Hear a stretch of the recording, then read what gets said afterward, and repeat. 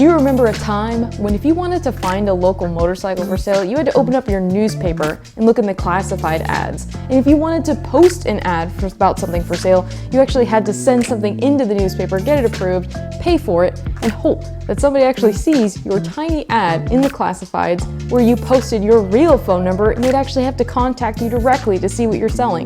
Well, classifieds in the newspaper are almost a thing of the past now. With things like eBay, Craigslist, and even Facebook Marketplace, it allows any Joe Blow to post any hunk of junk that they have for sale online for free.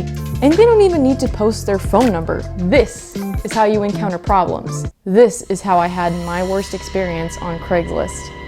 I was restless to find another Suzuki Bandit. Out of habit, I would get on Craigslist every day and search for this beloved bike. Finally, one afternoon, this gorgeous example of the 1200 popped up in the search. This is the actual ad. I've blurred out any pertinent information for the sake of the story and the privacy of the seller. Let's just call him a gabagoo. When I first read the ad, I saw one owner, 10,000 miles, running with no mechanical issues for $2,500. With a price that steep, I figured it had to be true. Say no more, I was on board.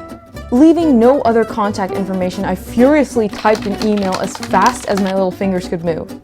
They quickly replied, and after going back and forth, we set up a meeting for the following day. I could not be more excited. I felt like I hit the jackpot. Like maybe this was too good to be true.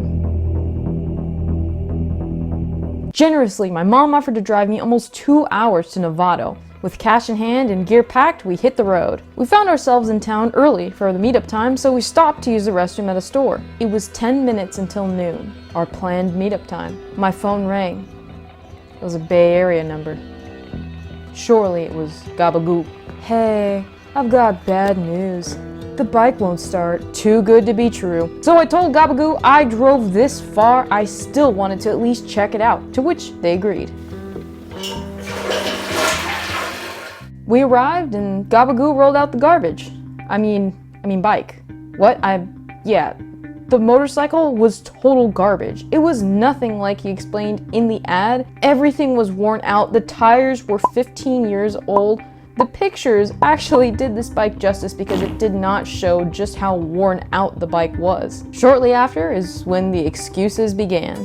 Yeah, it must be short.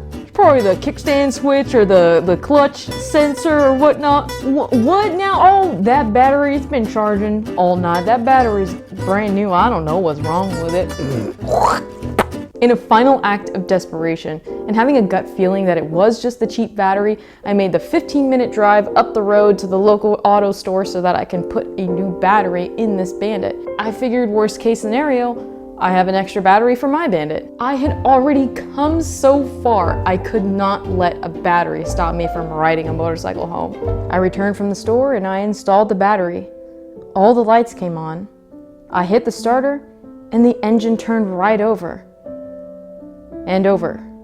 And over. And over. Fuel began leaking from the carburetors, then dumping from the exhaust. Yes, fuel dumping from the exhaust. The bike could barely hold a garbled idle and smoked like its name was Snoop D-O-double-G. This Bandit sounded like absolute trash. I turned off the bike. It was almost nothing like the ad described. I felt like a total idiot, like I wasted my time, and I could tell Gabagoo felt stupid too. I took my battery out of the bike and wished them luck. My dream of a perfectly running low-mile Bandit was crushed. Damn you, Gabagoo!